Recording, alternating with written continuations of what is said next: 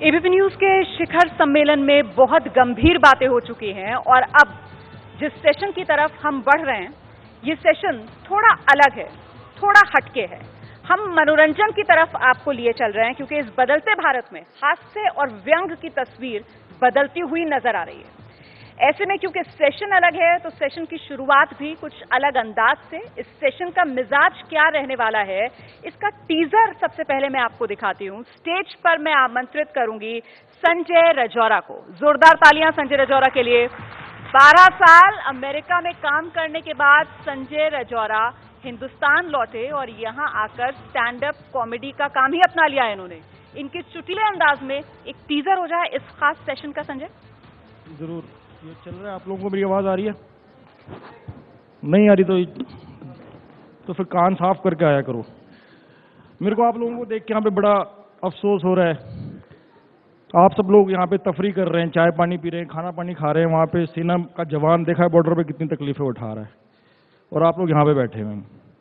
बहरहाल आजकल डीमोनेटाइजेशन का बड़ा शोर मच रहा है, यहाँ पे भी इतनी लंबी बहस होगी डीमोनेटाइजेशन के ऊपर। मैं एक्चुअली थोड़ा खुश हूँ इस बात से, क्योंकि नवंबर के महीने में क्या होता था कि ना 22-22 हज़ार शादियां हुआ करती थी दिल्ली में, और 44 बेवकूफ़ लोग शादी करने के चक्कर में पूरी दिल्ली को अपना हॉस्टेज बना लेते थे। जगह जगह ट्रैफिक जाम, जगह जगह ट्रैफिक जाम। आजकल शगुन के लिफाफों में सोडेक्सो के कूपन दे रहे हैं। ये डीमोनेटाइजेशन की वजह से हुआ है। मैं इनको बोल रहा हूँ कि सबसे पहले तो ना उस पंडित को ढूंढ के लेके आओ जिसने तुम्हारा नवंबर का मुहूर्त निकाला था, ये क्या कि बहुत शुभ है। और किसी से कंप्लेंट बाद में करना। अभी कल मैं अपने एक दोस्त से बात कर रहा था कि ट्विटर पे कोई आईएएस अधिकारी हैं राजस्थान के, संजय दीक्षित, उन्होंने एक ट्विटर पे पोल चलाया था कि कितने % हिंदुस्तानी पाकिस्तान के साथ न्यूक्लियर वॉर करने के लिए तैयार हैं और मरने के लिए तैयार हैं। ये नवंबर की कुछ 1-2 महीने पुरानी बात है। तो बहुत सारे लोगों ने देश के लिए, जैसे कि हमारी परंपरा रही है, मरने के लिए वहां पे यस किया ट्विटर में, पोल में, कि हम मरने को तैयार हैं, हम मरने को तैयार हैं न्यूक्लियर वॉर में। बहुत सारे लोगों ने समझाने की कोशिश भी करी कि न्यूक्लियर वॉर कोई अच्छी चीज़ नहीं होती है, बहुत गंदी तरह मरते हो। नहीं, हम देश के लिए मरने को तैयार हैं। फिर दिल्ली में दिवाली के बाद 2 दिन के पॉल्यूशन के बाद खांसने लग गए सब, कि सांस नहीं आ रहा हमको, ये एनवायरनमेंट में बहुत पॉल्यूशन हो गया, बहुत पॉल्यूशन हो गया है। तो ये कुछ एक और इंटरेस्टिंग चीज़ हुई अभी पीछे कि डोनाल्ड ट्रंप अमेरिका का राष्ट्रपति बन गया। तो मैं तो बड़ा खुश हुआ पढ़ने से, क्योंकि वहाँ पे बहुत सारे एनआरआई जो रहते हैं, जो पिछले 2-2.5 साल से हमको ये बोल रहे हैं कि go to Pakistan, go to Pakistan, अब उनको ये वहां पे सुनने को मिलेगा। क्योंकि जो डोनाल्ड ट्रंप का सपोर्टर है उसके लिए इंडियन, पाकिस्तानी और शकरकंदी में कोई फर्क नहीं है। वो चेक नहीं करेगा कि ये इंडियन है या Pakistani, you go back to India, you go back to Pakistan. उसको दिखेगा brown, go back to Pakistan. तो ये एक नेचुरल इंसाफ हमारे साथ हुआ है। और बीच में अभी यहाँ पे नोटबंदी के बारे में, करप्शन को लेकर भी बातचीत हो रही थी। तो कि हम सबसे पहले खड़े होकर बोलते हैं कि हमारा ये वाला लीडर करप्ट है, हमारा वो वाला लीडर करप्ट है। तो हमने करप्शन का जो इंस्टीट्यूशनलाइजेशन है, उसकी जो बेसिक यूनिट है, उसको इग्नोर कर देते हैं। वो है हमारी फैमिली। जितना करप्शन हमारी फैमिलीज के अंदर है उतना बाहर नहीं है। लेकिन फैमिली का जो यूनिट है वो एक ना, उसकी एक सैंक्टिटी, इट्स लाइक काउ, उसको हम कुछ नहीं कह सकते। अगर मेरा खुद का बाप ब्लैक मार्केटियर है तो I will say oh no but I love my dad. और बाहर जाके मैं बोलूंगा ये ब्लैक मार्केटियर है, ये ब्लैक मार्केटियर, इसको बंद करो, उसको बंद करो, लेकिन अपने बाप को नहीं। अब क्यों? क्योंकि हमारे संस्कार ये कहते हैं कि पिताजी की रेस्पेक्ट करो, खाम खाएं। क्योंकि आपको ये नहीं बताएगा क्यों, मेरे ख्याल से रेस्पेक्ट अर्न करने वाली चीज है, लेकिन हमारे यहाँ इसकी कोई जरूरत महसूस नहीं करता है। बस आपका बाप है, रेस्पेक्ट करो खाम खा, किसी भी वजह से। ये हमारा संस्कार है। और ऊपर से हमारी नेशनल ड्यूटी ये कहती है कि ब्लैक मार्केटिंग के खिलाफ बोलो। तो अब या तो मैं संस्कारी हो सकता हूं या नेशनलिस्ट हो सकता हूं। अगर मैं संस्कारी हो गया तो मैं तुरंत एंटी नेशनल कहलाया जाऊंगा। और अगर मैं अपने बाहर जाके अपने देश के लिए ब्लैक मार्केटिंग के लिए लड़ता हूं और अपने बाप को भी पकड़वाता हूं, तब लोग बोलेंगे कि यार ये संस्कारी नहीं है। बेसिकली मसला ये है कि हमारे यहाँ जो बेसिक यूनिट ऑफ करप्शन है वो हमारी फैमिली है, और हम कभी नहीं बोलते। हमारे इंडिया में आफ्सपा इतना पॉपुलर क्यों है? आर्म फोर्सेस जो स्पेशल प्रिविलेज एक्ट है क्यों पॉपुलर है? क्योंकि हम सबके घरों में आफ्सपा है, वो हमारा बाप, उसको अनलिमिटेड पावर्स हैं, वो कुछ भी कर सकता है, इसलिए वो इतना पॉपुलर है। हम प्रॉब्लम ये है कि जो रेस्पेक्ट का कल्चर है ना, ये हमारी फैमिली में यही हमें सिखाता है कि सबवर्जन कर लो, फिर बाहर जाके भी हम हाथ ही जोड़ते रहते हैं। जो लीडर्स हमारे नौकर हैं वो हमें नौकर की तरह ट्रीट करते हैं, क्योंकि हम ये घर से ही सीख के आते हैं। और ये फैमिली यूनिट की इस तरह की हरकतें होती हैं कि आपने देखा है कि हिंदुस्तान की फैमिली इतनी पायस है कि जब किसी के बच्चे पैदा हो जाते हैं वो पागल हो जाता है, वो लोगों को ज्ञान देने लगता है खामखा। अब देखो आज जन्माष्टमी में आजकल सोशल मीडिया पे क्या करते हैं लोग ना, अपने बच्चों को कृष्ण बना के और छोटे छोटे भद्दे भद्दे बच्चों की फोटो लगा देते हैं वहां पे, और नीचे लिखते हैं माई कन्हैया। ये नहीं पता कन्हैया पिट रहे हैं आजकल। और अगर ये कन्हैया है तो इसका मामा कंस है। उसके नीचे भी कोई बेवकूफ लिख देता क्यूट बेबी गॉड्स गिफ्ट। अरे गॉड ने अगर ये गिफ्ट दिया तो पहले मौके पे रिटर्न कर दे इसको पहले से। तो ये, और हिंदुस्तानी को तमीज नहीं है ना, अपने बच्चों को लेके ना वो रेस्टोरेंट में जाते हैं, अपने बच्चों को कंचे की तरह छोड़ देते हैं। जैसे मार्बल पे मार्बल चले जाता है बिना फ्रिक्शन के, बच्चे भगते रहते हैं इधर उधर, दूसरों को लात मार रहे हैं, थूक रहे हैं कहीं पे, कुछ माँ बाप आराम से बैठ के चरते रहते हैं वहां पे। बच्चे छोड़, तमीज नहीं सिखाते। मेरे से एक बहस कर रहा है, dude creation is a miracle, creation is a miracle. मैंने कहा मिरेकल होता है मिलियन ईयर्स में एक बार। यहाँ पे हर झुग्गी में 15 मिरेकल घूम रहे हैं। 132 करोड़ मिरेकल है इस कंट्री में। ऐसे थोड़ी हो कि मिरेकल ये नहीं है कि तूने बच्चा पैदा कर दिया, मिरेकल ये होगा कि तू पैदा करके इसे तमीज सिखा दे। वो बच्चे कंचे की तरह छोड़ देते हैं। मुझे न्यूटन का लॉ ऑफ मोशन याद आया कि any body tends to be in a state of rest or motion until an external force is applied on it. और वो एक्सटर्नल फोर्स अप्लाई करते नहीं है, और इसीलिए बच्चों की इस तरह से करते रहते हैं। और सेम बच्चे भी रिवर्स ऑर्डर में करते हैं। वो जो फैमिली यूनिट का करप्शन बता रहा हूँ, रिवर्स ऑर्डर में, आई love my dad, I love my mom, फला फला ये वो। हमारे माइथोलॉजिकल कैरेक्टर्स भी ऐसे बने हुए हैं। एक साइड ही कैरेक्टर है हमारे माइथोलॉजी में, श्रवण कुमार साहब, बहुत अच्छे थे वो। उनका कोई मेन रोल नहीं था हमारी माइथोलॉजी में, साइड में सत्ते पे सत्ता में 7 भाइयों में से एक भाई। उनकी स्टोरी क्या है कि उनके जो ओल्ड पेरेंट्स थे बेचारे, वो देख नहीं पाते थे, और उन्होंने एक उससे डिजायर करी कि हमें चारों धाम घूमने हैं, और वो लेके चल दिया। उसकी वजह से हमें आज तक सुनने को मिलता है। श्रवण कुमार के पेरेंट्स को दिखाई नहीं देता था बेचारों को, उसको जरूरी था चारों धाम घुमाना, आसपास घुमा देता कहीं पे और बोलते हो गया। लेकिन आज तक हमें सुनने को मिलता है एक श्रवण कुमार था, एक तुम। आपने देखा होगा फादर्स डे पे आजकल सोशल मीडिया पे लोग लिख देते हैं, had the best lunch with the best dad in the world, had the greatest dinner with the greatest dad in the world. यार मुझे समझ में नहीं आ रहा यार, ये बेस्ट और ग्रेटेस्ट जो है सुपरलेटिव्स हैं। आपके कितने बाप हैं जिनमें से आपने ये चूज किया है कि ये वाला बेस्ट है? तो best dad in the world, greatest dad in the world, अगर सबका ही डैड बेस्ट और ग्रेटेस्ट है तो ये इस मुल्क की धज्जियां किसका डैड उड़ा रहा है? ये पता लगाने की कोशिश करी जाए कि उसका बेटा क्या लिख रहा है।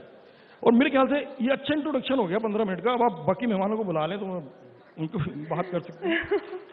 चलिए, तो बदलते भारत की एक तस्वीर ये भी, जिसे बड़े चुटीले अंदाज में यहाँ पर संजय ने उकेरा। और जैसे गाना है ना, अभी तो पार्टी शुरू हुई है, अभी तो सेशन शुरू हुआ है। आइए जरा साथ दीजिए पापा सीजे, अमित टंडन, जोरदार तालियों के साथ इन दोनों पैनलिस्ट का यहाँ स्वागत कीजिए आप। और इस सत्र का संचालन करेंगे मेरे सहयोगी अनुराग मुस्कान।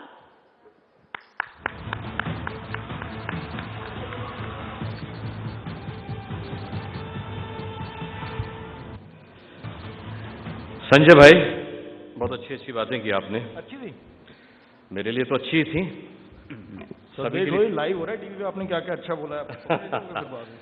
पापा सीजे, बहुत बहुत स्वागत है आपका। अमित टंडन जी, संजय रजौरा, सभी का बहुत बहुत स्वागत है एबीपी न्यूज के शिखर सम्मेलन में। पापा सीजे की एक खास बात है, ये आगे से पापा सीजे, पीछे से mummy CJ. Nice getup sir. So this is why you should leave the jokes to us. मुझसे कोई कह रहा था पापा सीजे क्यों है इनका नाम, गेटअप तो ऐसा है मम्मी सीजे नाम होना चाहिए था। वैसे बिफोर वी स्टार्ट मैं ये कहूँगा कि ऑडियंस ने संजय के परफॉर्मेंस के लिए तालियां थोड़ी कंजूसी से दिए, तो देना है तो ठीक से दीजिए, बड़ी मेहनत से। एंड यही होता है हमारे आर्टिस्ट की इंडस्ट्री में, क्या होता है, we get called for this media shows और एक्सपोजर के लिए परफॉर्म करना पड़ता है। तो जब आदमी एक्सपोजर के लिए परफॉर्म करता है तो थोड़ा तालियां जोर से देने चाहिए। अच्छा, इसलिए भी मैं आपसे कहूंगा कि इनका स्वागत जोरदार तालियों से कीजिए, क्योंकि अब तक कॉमेडियंस के नाम पर हम जॉनी लीवर को जानते हैं, राजू श्रीवास्तव को जानते हैं, कपिल शर्मा को जानते हैं। जोक्स को लेकर के भी भारत बदला है, व्यंग और हास्य को लेकर के भी भारत बदला है। पहले लोग चुटकुले सुना दिया करते थे, चुटकुले की एक किताब बाजार से उठाई, उसके चुटकुले ड्रामेटिकल अंदाज में सुना दिए, आप लोग हंस लिए, ताली बजाकर चले गए।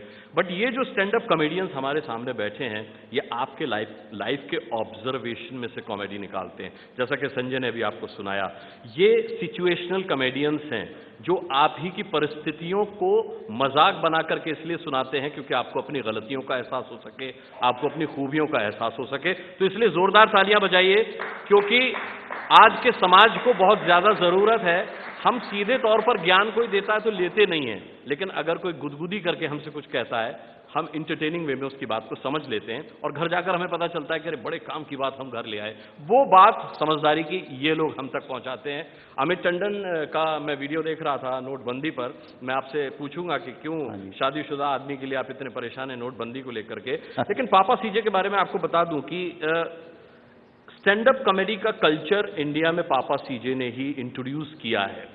इज्जत जो मिली है ना संजय ग्रोवर, अमित टंडन जैसे लोगों को, वो पापा सीजे के आप कह सकते हैं कि कलेक्टिव एफर्ट की वजह से मिली है। तो एक बार जोरदार तालियां बजा दीजिए इन तीनों स्टैंड अप कॉमेडियंस के लिए। आप ही की जिंदगी के कुछ ऐसे किस्से आप तक पहुंचाते हैं जिनको आप जानते तो हैं, लेकिन आपको रोना आता है जब ये सुनाते हैं कि आपके साथ ऐसा बीता, तो आप हंसते हैं। अमित टंडन, सबसे पहले मैं आपसे जानना चाहूंगा कि मैं एक वीडियो देख रहा था नोटबंदी पर आपने बनाया है। हाँ, बहुत अच्छा ऑब्जर्वेशन है आपका, मैं चाहूंगा कि आप लोगों के साथ उसे शेयर करें।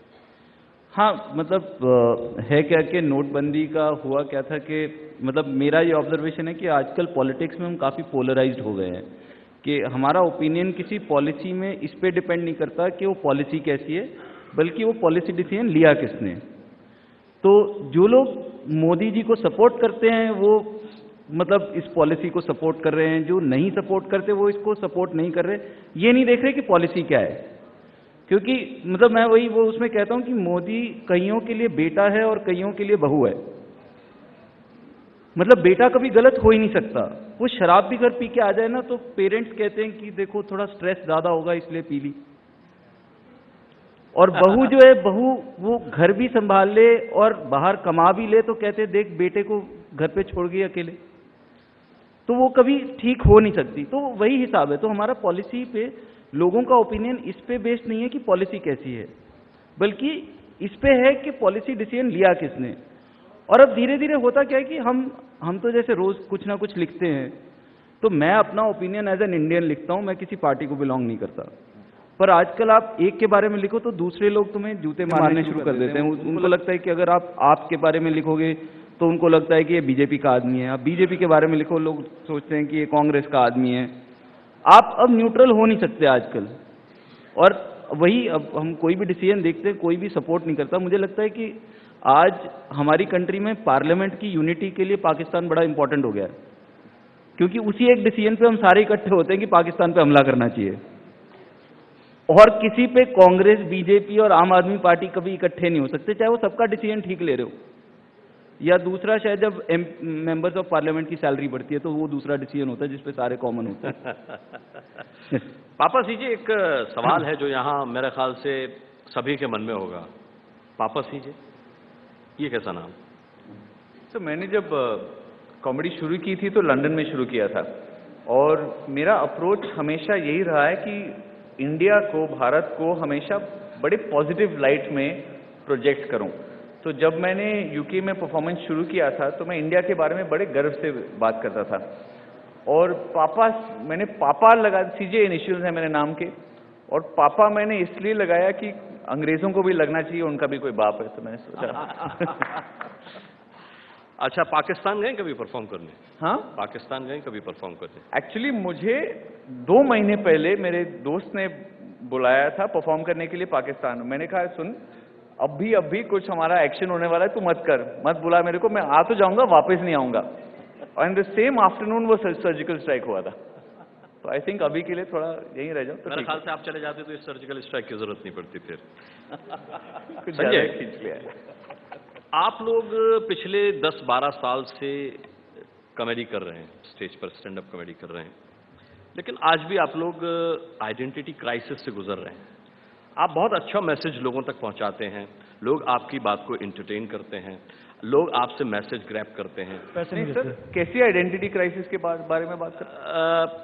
पापा सीजे जब आए तो मुझसे कई लोगों ने पूछा ये कौन है। जब मैंने उन्हें बताया पापा सीजे तो बोले अच्छा ये पापा सीजे है। हाँ, तो इसमें आइडेंटिटी क्राइसिस की क्या बात है? देखिए, जॉनी लीवर का नाम लेते लोग सब जॉनी लीवर को जान जाते हैं। राजू श्रीवास्तव का आप नाम लीजिए, राजू श्रीवास्तव को लोग जानते हैं। अमित टंडन मतलब 4-5 दोस्त तो अमित टंडन नाम के लोगों के निकल ही आते हैं। Sir identity crisis is very different. अच्छा। आइडेंटिटी क्राइसिस है जब आप अपने आप को नहीं जानते, राइट? लोग आपको नहीं जानते, that's different. That's talking about fame and popularity. That's not identity. बात दैट्स वेरी अच्छा डिफरेंट। ठीक है, मतलब आप भावनाओं को समझ गए मेरी, ये मेरे लिए काफी है। नहीं, ये तो अब मैं समझ में आया। ये तो मेरे ख्याल ये एक बहुत ही शर्म की बात है कि इस देश के लोगों को जॉनी लीवर पता है और श्रीलाल शुक्ल नहीं पता। तो नहीं, इसमें- श्रीलाल शुक्ल पता है सर, ये मैंने नहीं कहा। मैंने श्रीलाल शुक्ल को, हरिशंकर परसाई को उसमें शामिल नहीं किया। आप लोग उससे कमतर काम नहीं कर रहे। जिस तरीके का सटायर आप लोग कर रहे हैं, जिस तरीके की कॉमेडी आप लोग कर रहे हैं, आप लोग सिर्फ हास्य नहीं कर रहे, आप व्यंग कर रहे हैं, आप समाज पर चोट करते हुए व्यंग कर रहे हैं, आप व्यवस्था पर चोट करते हुए व्यंग कर रहे हैं। लेकिन फिर भी आपकी रीच उतनी नहीं है जितनी होनी चाहिए थी, जितने केवल हास्य करने वाले लोगों की है। तो कभी ये संघर्ष आपको खलता है कि भाई हमारी रीच इतनी नहीं है? एक तो मेरे ख्याल में सर इसमें ऐसा भी है कि जिनकी आप पहले बात कर रहे हो, जैसे राजू श्रीवास्तव, जॉनी लीवर, वो पिछले 25-30 साल से हैं, तो हम उनसे वो नहीं छीन सकते कि जी उन्होंने कम काम किया है। उन्होंने काफ़ी काम किया है और उनका मीडियम जो है वो जनरली काफ़ी पब्लिक मीडियम रहा है, जो कि टेलीविज़न और आपका मूवीज़, ठीक है। तो वो मीडियम ऐसे हैं कि उसकी रीच बहुत ज़्यादा है। आप एक गांव में भी बैठे हो तो वहाँ पहुँचता है।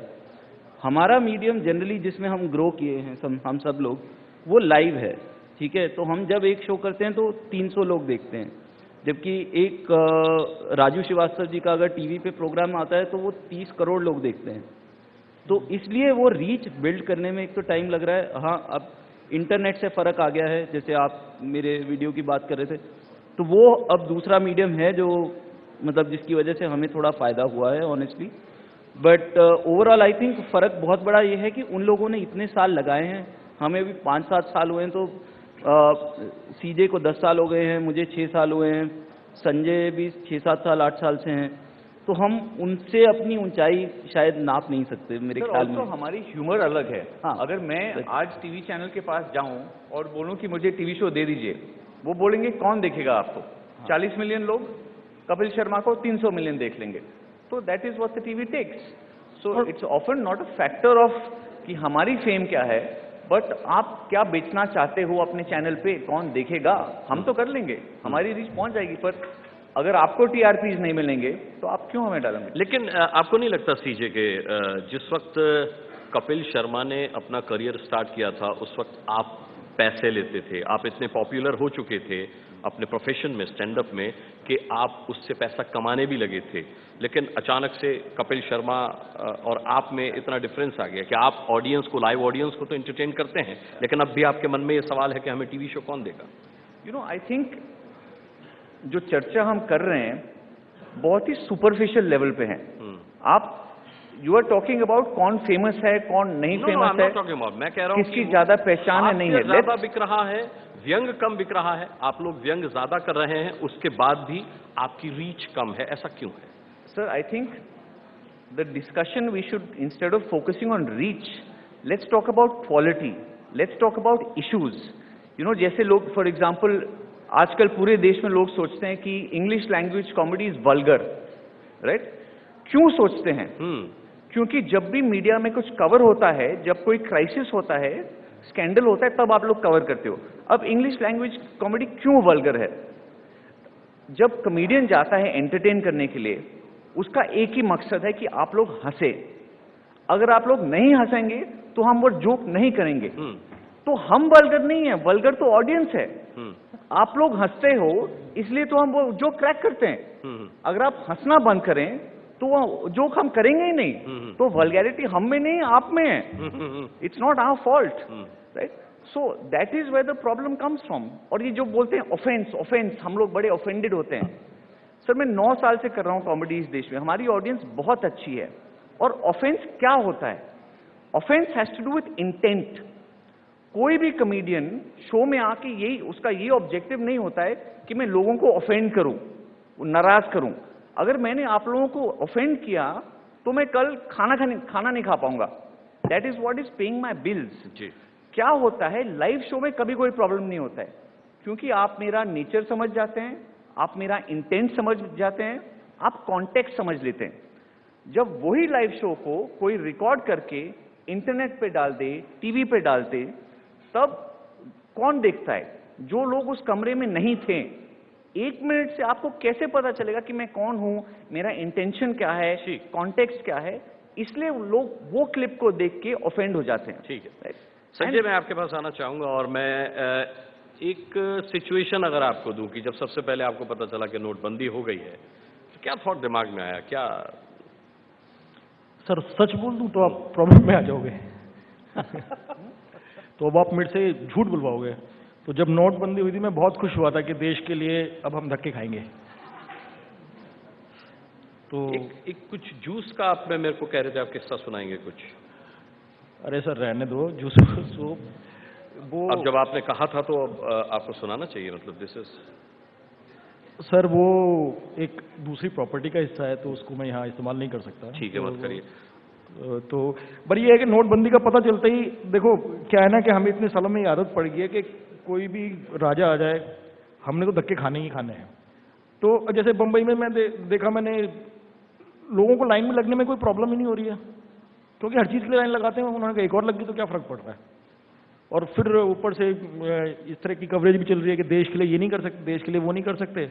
हम तो ये सुन के ही पक गए यार, देश के लिए नहीं। तो जो वो रिक्शा चला रहा है वो भी तो देश के लिए कुछ कर रहा है, जो ट्रक चला रहा है वो भी तो देश के लिए कुछ कर रहा है, जो है फैक्ट्रियों में मजदूर काम कर रहे हैं वो भी देश के लिए कुछ कर रहे हैं, जो धक्का गाड़ी चला रहे हैं वो भी देश के लिए कुछ कर रहे हैं। यार एक ही कैटेगरी के लोग हैं जो देश के लिए कुछ कर रहे हैं, हम लोग कुछ नहीं कर रहे हैं।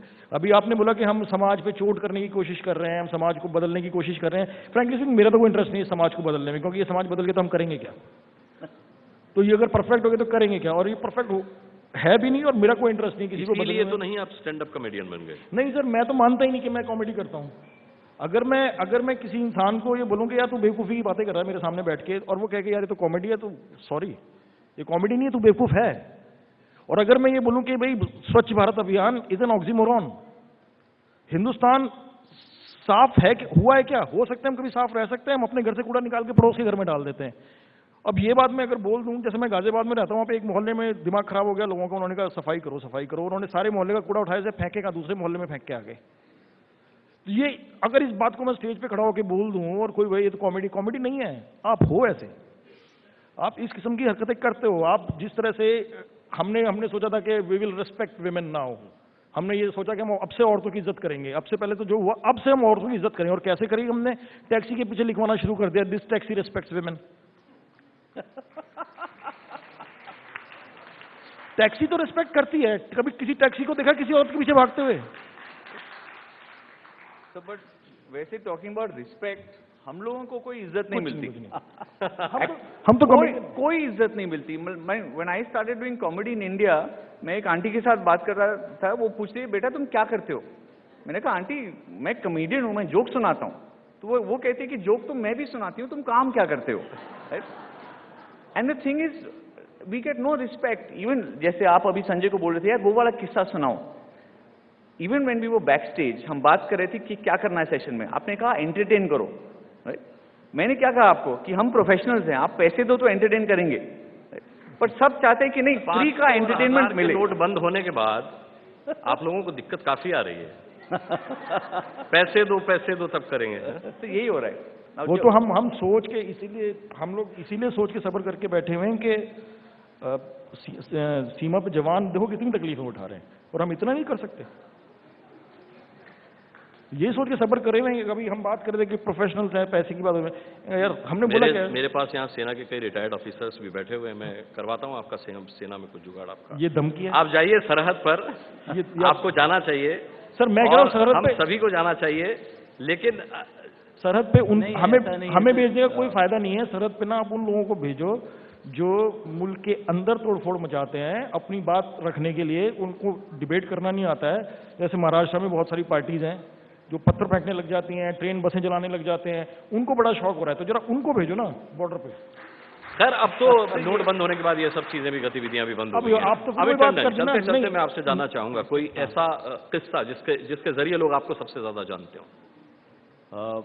मेरे को तो जनरली सर फैमिली ह्यूमर की वजह से जानते हैं लोग।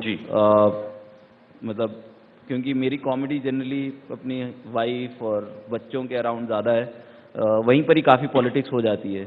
तो मतलब जब मैं पॉलिटिक्स की सोचता हूँ तो मुझे अपनी मदर इन लॉ की याद आती है, उससे ज़्यादा पॉलिटिक्स नहीं होती। क्योंकि जब आप अपनी मदर इन लॉ, लाइक जैसे मेरी मदर इन लॉ काफ़ी अच्छी हैं, हाँ। मतलब काफ़ी दिल की अच्छी हैं, मतलब बेसिकली मेरी वाइफ आई हुई हैं आज यहाँ ऑडियंस में। तो होता क्या है कि जब आपकी मदर इन लॉ और आपका वही रिलेशन होता है जो इंडिया पाकिस्तान के प्राइम मिनिस्टर का है, तो फेस पे हम बड़े कॉर्डियल हैं, मिलते हमेशा खुश होके हैं, सारे फॉर्मेलिटी पूरी होएगी, चाहे अंदर जितना मर्जी सर्जिकल स्ट्राइक चलता रहे, तो वो। और मेरी ज़्यादातर कॉमेडी उसी के आसपास ही होती है कि चाहे वो मदर इन लॉ हो गई, तो जब आप इन लॉज के घर जैसे जाते हो तो वही होता है जैसे इंडिया का डिप्लोमेट पाकिस्तान जा रहा है, तो आपको पूरा प्रोटोकॉल फॉलो करना है। एक भी इधर उधर हो गया तो आपकी वर्दी भी उतर सकती है, मेडल भी उतर सकते हैं, और सारी उम्र के लिए कोर्ट मार्शल हो सकता है। तो मेरी तो पॉलिटिक्स भी वही है ज़्यादा। जब मैं पॉलिटिक्स की बात करता हूं तो मैं बेटे बहू की बात करता हूं, क्योंकि दर्द वहीं से आता है मेरा। तो पापा जी, एक आखिरी सवाल आपसे, ये जो स्टैंड अप कॉमेडी आप लोग करते हैं, इसका मकसद क्या है? पैसे कमाना, लोगों को एंटरटेन करना, या कुछ बदलाव? सर, हर कमेडियन का अलग मकसद होता है। किसी को पॉलिटिकल ह्यूमर करना है, किसी को अपने बीवी बच्चों के बारे में करना है, तो इट्स वेरी इंडिविजुअल। आप ये नहीं कह सकते कि आपको ये करना चाहिए। क्यों? हमारा काम जैसे हमें करना है हम करेंगे, उसका कोई मकसद नहीं होता। For me, I am in the happiness business. मैं लोगों को खुश देखना चाहता हूँ, उससे मुझे खुशी मिलती है। तो हर किसी का अपना है, कोई there is no, it's a very individual. जैसे आप आर्टिस्ट को पूछते हो कि आप कैसे पेंटिंग करना चाहिए, हर आर्टिस्ट का अलग होता है। तो सिमिलरली विद कॉमेडी। बट मैं एक चीज कहूंगा कि जो लोग बोलते हैं कि इंडिया में बहुत इंटॉलरेंस है, आई डिसएग्री कंप्लीटली। हमारी ऑडियंस बहुत अच्छी है। All three of us are able to feed our families because हमारी ऑडियंस टॉलरेंट है। ये प्रॉब्लम यही है कि जब थोड़ा सा प्रॉब्लम होता है आप लोग यही कवर करते हो, पर हमारी ऑडियंस बहुत अच्छी है, हंसते हैं। और जो लोग कॉमेडी सुनने जाते हैं ऑफेंड होने के लिए, आपको कॉमेडी के लिए आना ही नहीं चाहिए। अगर आप कोई टीवी शो देख रहे हो और आपको शो पसंद नहीं है, चैनल बदल देते हैं। बिल्कुल बिल्कुल। ये थोड़ी कहते हो कि मेरे को बैंगन ही पसंद है तो मैं बैंगन खाऊंगा और फिर बोलूंगा यार बैंगन बहुत खराब है। मत खाओ यार। सर टॉलरेंट तो हैं हम, बहुत बहुत टॉलरेंट हैं। हम भूल जाते हैं, माफ़ कर देते हैं। हमने देखो 1984 को कितनी आसानी से माफ़ कर दिया, हमने 2002 को कितनी आसानी से माफ़ कर दिया, सर पे भी बिठा लिया हमने। तो इसको टॉलरेंस नहीं कहेंगे तो और क्या कहेंगे? चलिए, सबका अपना अपना नजरिया है चीजों को देखने का। आप लोग कॉमेडी करते हैं, समाज को व्यंग देते हैं, हास्य के जरिए, हास्य में लपेट करके लोगों को हंसाते हैं। बहुत बड़ा काम करते हैं। आजकल इतना टेंस रहता है इंसान कि हंस नहीं पाता, और आप लोग वो बड़ा काम करते हैं कि लोगों को हंसाते हैं। बहुत बहुत धन्यवाद करना चाहेंगे आप सभी का। पापा सीजे आपका, अमित टंडन आपका, संजय राजौरा आपका।